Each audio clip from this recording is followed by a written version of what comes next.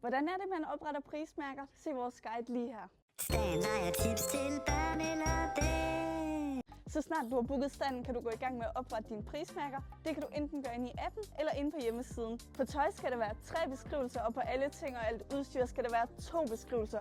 Og det er altså for, at vi kan kende dine ting ud fra de andres. På tøjet skal vi bruge mærke, type og størrelse. Hvis ikke man kender mærket, så kan man enten bruge farven eller mønstret. Og med tingene er det altså ikke nok med en generel beskrivelse som bog. Vi skal også vide, hvad det er for en bog. Det her prismærke er altså et go, og det her, det er et no-go. Man har altså kun et begrænset antal tegn, man kan skrive, for at de kan være på prismærkerne. Så her er der lige nogle forkortelser til mærker, hvis nu man ikke kan få det hele til at være der.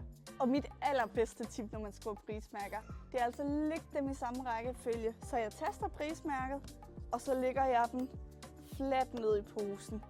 Taster næste prismærke og lægger fladt ovenpå. Der er ingen grund til at folde den sammen, for du skal alligevel have det op på bøjler.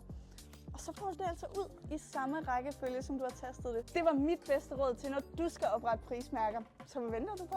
Kom nu i gang.